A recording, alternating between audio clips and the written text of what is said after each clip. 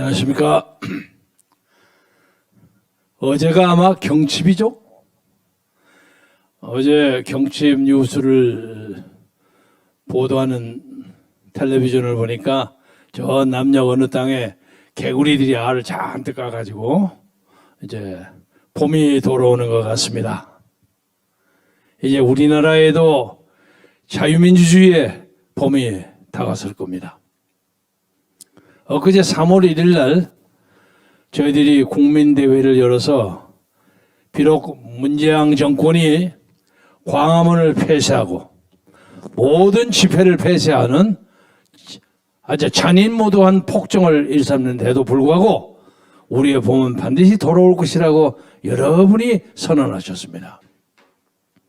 또 특히 3월 1일 이 자리에서 정광훈 목사께서 윤석열이 니 뭐하고 있느냐 하고 선언을 했어요. 그래서 그런지 어저께 윤석열 총장이 과감하게 총장직을 사퇴하고 야인으로 돌아갔습니다. 저는 어저께 오랜만에 여의도에 사무실을 다시 계약하고 하느라고 전혀 준비를 못했습니다.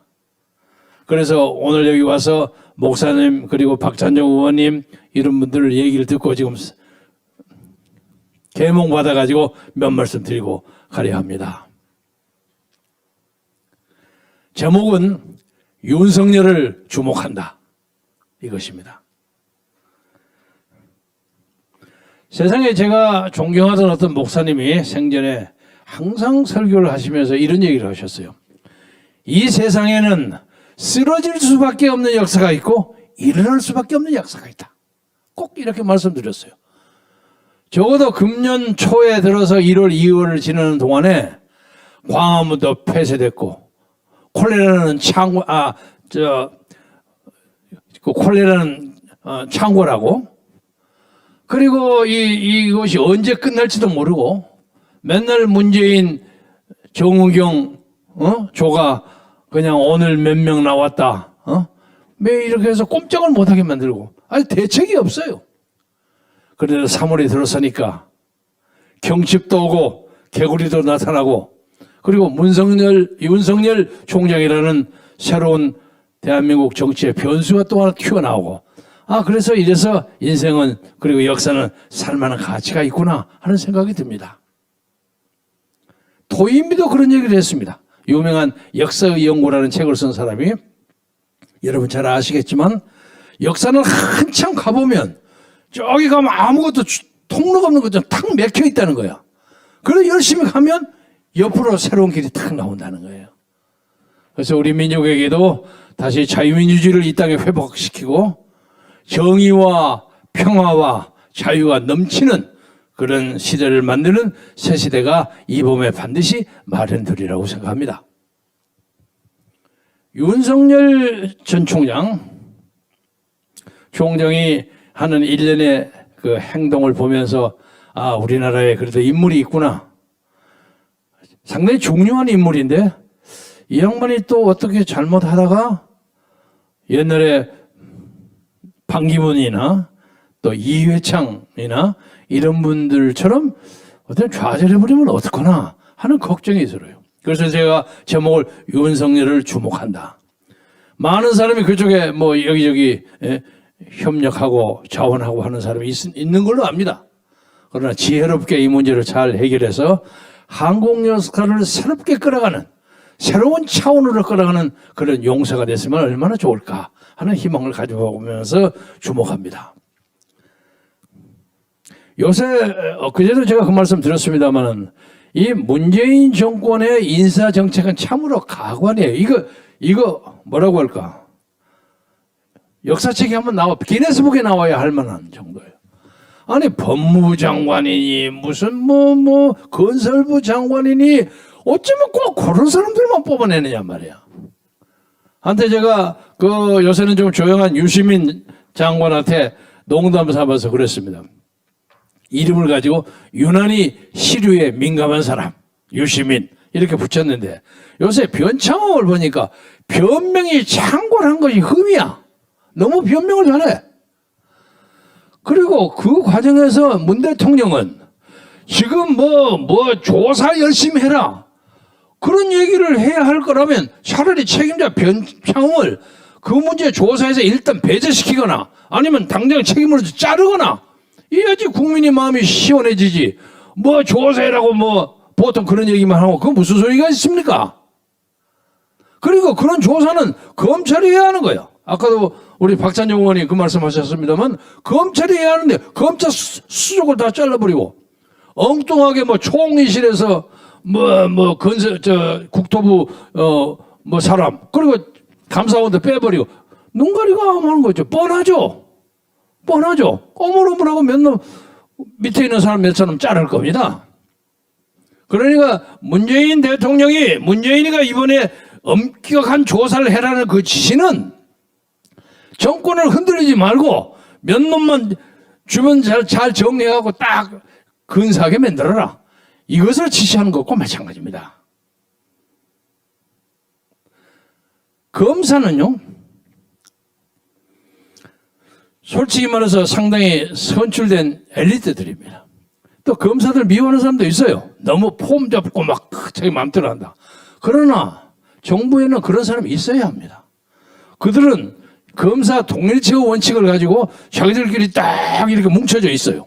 그런 게 있습니다. 물론 이성룡 같은 사람도 있기는 하지만 그렇기 때문에 자기의 긍지와 권위와 명예를 위해서 지킬 건 지켜. 무조건 그중에 나쁜 사람도 덜어 있기는 있겠죠. 그런데 저 검사들 꼴 보고 싫다고 공수처 만들지. 요새는 중수처 만들죠. 중수부? 그래 중수부라는 건 뭐냐? 중요한 범죄가 있으면 자기들이 맡아서 적당히 하겠다는 겁니다. 그런 겁니다. 빤해요. 이래가지고 어떻게 나라를 끌어갑니까?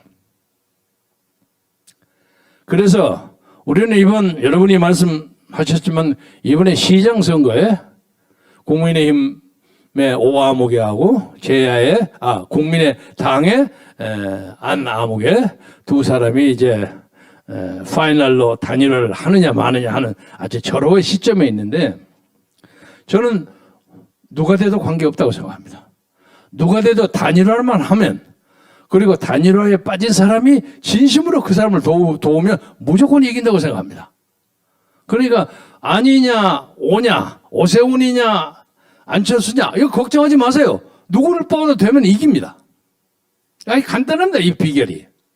그런데 만약에 이 사람들이 깨져갖고 안 되면 이건 역사적으로 엄청난 비난과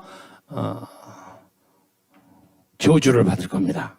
그래서 두 사람에게 사전에 제가 얘기하고 싶은 것은 어떤 경우라도 오세훈은 오세훈 아니면 안철수는 안철수 두 사람이 만약에 정 안 된다고 생각하면 국민과 역소리에서 한 사람이 사퇴를 한다면 협상하지 않고 사퇴한다면 그 사람은 국민적 영웅이 되리라고 봅니다. 아마 깨끗하게 사퇴하면 1년 후에 대통령 후보로서 강력한 저력을 가질 수 있다고 생각합니다. 그래서 이 계산은 간단합니다.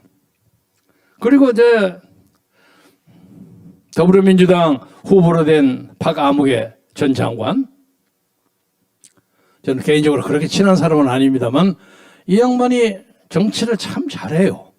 옛날에 정동영 의원의 지원을 받아서 국회에 들어온 것 같은데 그 다음에는 또 요새 국정원장 한다는 박지원 의원하고 또 오빠 동생 하면서 열심히 친하더니 그 다음에 중앙대학교 교수가 모 교수 있죠. 그 사람을 비상대책위원회로 올리려고 하다가 또 안 돼가고 그만둬버리고 그리고 원내대표도 하고 재주가 좋은 사람이야. 그리고 설득력도 있고 대중성도 있고 다 좋아. 그리고 개인적으로 재능을 인정합니다. 그런데 이 양반이 요새 결정적인 실언을 한마디 했어요. 대한민국은 문재인 보유국이다. 대한민국의 상징이 문재인이라는 뜻이에요. 그러니까 여러분이 더불어민주당의 박아무 후보를 믿으면 그 자리에 문재인을 시장으로 만든 거고 마찬가지예요. 그렇죠? 그러니까 문재인에게 의해서 끌려가는 서울시정을 원한다면 여러분 뽑으세요. 뽑으세요. 이 나라가 어떻게 되는지 여러분이 책임져야 합니다. 이게 말이 안 되는 얘기예요. 그리고 이것은 1년 후에 있는 대통령 선거 꿈도 꾸지 말아요. 그런데 그럼에도 불구하고 이 정권이 저렇게 무리를 하는 이유는 무엇인가? 이 사람들이 가지고 있는 비밀 코드가 딱 하나 있습니다. 오늘 이걸 주목해서 여러분에게 말씀드리고자 합니다. 이들은 무슨 일이든 간에 선거를 해서 개표를 하면 자기들이 이긴다고 맹신하고 있어요. 이겁니다. 그러니까 우리가 반드시 수개표를 해야 되고 반드시 그 표를 지키기 위해서 최전선에 나서야 합니다. 그리고 지난번에 4.15 국회의원 선거 그때만큼 전국적인 부정부패를 함부로 감히 벌리지 못할 겁니다.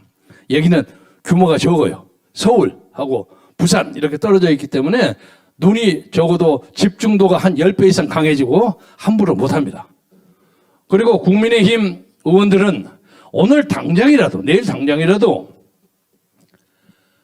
중앙선거관리위원회를 조사하고 그리고 선거관리위원회 모든 기계를 조사하고 그 기계 중에서 메이드 인 차이나 하웨이 기계를 완전히 빼냈고 거기에 개표하고 그 표 계산하는 것 중에서 무슨 이상한 코드가 박혀 있는지 그걸 다 조사해야 돼요. 이걸 안 하면 아무리 회의해봐도 소용없는 거예요.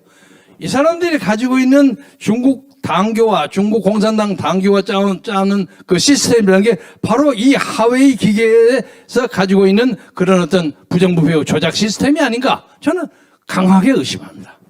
그리고 여러분 국민의힘은 그것을 잘해 주셔야 돼요. 그러니까 국민의힘 후보가 되든지 아니면 국민의당 후보가 되든지 간에 우선 야당이 이겨야만 다음번 1년 후에 대통령 선거도 해볼까 말까 하는 겁니다. 그래서 이것을 반드시 해 주셔야 하고 우리 국민들도 아무튼 이 나라가 성추행을 벌려가고 서울, 부산, 대한민국 제1, 제2의 도시 시작이 싸그리 가버렸는데 한 사람은 의문의 죽음으로 자기 생을 청산했고 좀 가련하기도 짝이 없어요. 왜 그렇게 갑자기 그렇게 해버려? 할 말은 하고 가야지. 또 한 사람은 저쪽에서 목숨은 유지했지만 알고 보니까 그 사람 일가가 가덕도에다 땅을 수만 평을 더 샀다는 거야. 야, 이게 기가 막혀, 기가 막혀. 아까 박찬종 의원이 말씀하셨지만 가덕도에 대해서 제가 한 말씀을 드리자면 나는 가덕도에 공항을 만들었을 때 불안하기 짝이 없어요. 불안하기 짝이 없어요. 그거 내리고 올라가고 뜨고 하다가 광풍이 와갖고 비행기가 사고 나고 뭐 어떡합니까? 난 그게 걱정이에요. 그리고 지하 20m를 메꾸려고 하면 수면 20m를 메꾸려면 산을 3개를 파서 집어넣어야 한답니다. 이게 가당키는 일입니까? 아무리 돌멩이 넣고 해도 그거는 굉장히 바람이 세고 아주 태풍의 경로입니다. 저는 단언합니다. 설사 만분의 하나 다음에 이 정권이 다시 제 집권이 된다고 한들 아니면 거의 대부분의 경우는 정권이 바꿔지리라고 생각합니다만은 어떤 정권이 들어서더라도 가덕도는 무효가 될 가능성이 저는 99%라고 생각합니다. 그러니까 부산에 계셔서 투표하시는 분들 가덕도 때문에 획가닥하게 넘어가지 마세요. 가덕도 때문에 부산시장이 엉뚱한 대로 돌아간다고 한다면 이게 부산 시민에게 이게 대단한 불명예입니다. 돈을 받는 거요. 서울 유권자도 마찬가지예요. 그 돈이 문재인이가 주는 돈입니까? 우리가 낸 세금 가지고 한 거예요. 그러니까 우리가 했던 거 돌려받는다고 생각 그냥 받으세요. 받고 찍은 것은 표만 정확하게 찍으면 됩니다. 그래서 말씀을 요약하자면 이 10월에는 새봄이 돌아오는 것처럼 코로나도 점점 물러갈 것이고 그리고 코로나가 이제 날씨가 따뜻해지면 위력이 좀 약해진다고 그러지 않습니까? 좋은 봄이 올 것입니다. 좋은 봄이 오고 이번에 4월 7일 선거를 이겨놓으면 아마 우리나라의 새로운 정치의 봄이 벌어질 겁니다. 정계 개편을 포함해서 많이 벌어져서 자유민주주의가 무엇인가 하는 그 미덕을 열심히 주장하는 사람들 그리고 그것을 디펜스하고 막으려고 하는 문주사파라고 할까? 문팔육. 요새 그런 말이 있다. 문팔육들의 방어전이 붙어가지고 대한민국에서는 정치의 한마당 바닥이 벌어질 겁니다. 저들이 광화문을 폐쇄하고 광화문 서쪽을 뭐 내일부터 완전히 폐쇄한다면서요. 광화문을 아무리 폐쇄하더라도 저는 믿습니다. 어떤 정권이 들었으더라도 자유민주 세력의 정권이 들었으리라고 생각합니다만 광화문은 다시 복귀될 것입니다. 광화문은 바뀌됩니다. 광화문 광장은 우리 국민의 심장입니다. 거기서 외치면서 저 소리가 청와대까지 꽁꽁 들어가게 만들어야 하는 겁니다. 그것을 적당히 막아가지고 나무 심고 어쩌고 해갖고 흡사 요새 땅 사가지고 나무 심는 사람 작자들처럼 그따위 짓거리를 해가지고 역사의 정도를 훼손시키기 어렵습니다. 존경하는 국민 여러분, 그리고 800만 해외 동포, 2,400만 북한 동포, 이런 양반들 요새 보니까 말씀을 마감하면서 드리고 싶은 것은 트럼프 대통령에 대해서 기대를 거는 사람들이 상당히 많아요. 아직도 아까워하고 아쉬워하고 하는. 트럼프의 세대는 일단 지나갔습니다. 트럼프가 다시 컴백한다는 건 현실적으로 대단히 어렵습니다. 모르겠어요. 4년 후에 다시 컴백할지 어쩔지 모르고. 그리고 새로 들어온 바이든 정부도 절대로 우리에게 불리한 정부가 아닙니다. 이 사람들은 북한의 인권 문제에 대해서 더 과감하게 얘기하고, 그리고 중국의 시진핑에 대해서 단호하게 대결하는 입장을 가지고 있거든요. 그들의 국가 이익이 있는 거니까 절대 그렇게 만만하게 그냥 뭐 바이든이 들어오면 그냥 김정은한테서 알랑알랑하고 시진핑한테 샬라샬라 하면서 좋게 지내고 우리를 우습게 본다, 그렇지 않습니다. 절대 그렇지 않기 때문에. 그리고 또 4월 7일 날 시장 선거가 지나가면 우리의 광화문 세력의 대표자들이 아마 미국을 가실 겁니다. 미국 가서 바이든 정부의 사람도 만나고 여러 사람 만나고, 누가 합니까? 또 바이든을 만날지. 그래가지고 우리의 입장을 강력하게 주장해서 우리의 새로운 세력이 대한민국을 끌어간다는 그런 희망찬 메시지를 여러분에게 전달해 드리려고 생각합니다. 그때까지 여러분 힘내시고, 중요한 것은 돈을 받든 무엇을 했든 간에 하여간 표를 제대로 찍어요. 표만 제대로. 그게 양심에 걸리는 게 아닙니다. 옛날 사람들 고무신 받았으니까 자유당 찍는다, 그런 생각 가지지 마세요. 아무리 문재인 정권으로부터 돈을 50만 원, 100만 원 받았다고 할지라도 표는 자유민주 세력에게 찍어요. 그러니까 이번 4월 7일에 선거를 요약해서 말하자면 문재인 정권에 반대하는 야당 후보를 찍는 것이 이 나라의 애국이고 이 나라의 역사를 바로잡는 길입니다. 그래야만 나중에 우리 자손들에게도 나 그때 누구 찍었다 하고 얘기할 수 있는 겁니다. 엉뚱한 소리 만들지 마십시오. 여러분이 그쪽을 찍으면 변창흠이가 벌이는 국토교통부 LH의 그 엉터리 말도 안 되는 사기, 조작, 그리고 무슨 법무부 장관이 나눈 온갖 작태, 이런 것을 전부 지지하고 동의한다는 뜻입니다. 나는 이번에 윤석열 총장의 사표를 나름대로 사람들은 그걸 출사표라고 얘기하는 사람도 있고, 또 그 출사표를 계기로 해서 대한민국을 그나마 지난 몇십 년 동안 지켜왔던 이 나라 어떤 공무원, 이 나라를 지키는 공무원 중에 중요한 부분이 하나인 검찰들이 이 정권하고 뭐 못해먹겠다고 막 사표를 낸대요. 줄사표를 낸대요. 사표가 출사표도 되고 줄사표가 돼요. 사표의 사태야. 그런데 이런 사태가 나오면 대한민국의 민주주의가 반드시 회복된다고 생각하시고, 여러분 절대 기죽지 마시고 우리가 침착하고 평화적으로 이 난국을 돌파합시다. 여러분의 건승을 빌어마지 않겠습니다. 대단히 감사합니다.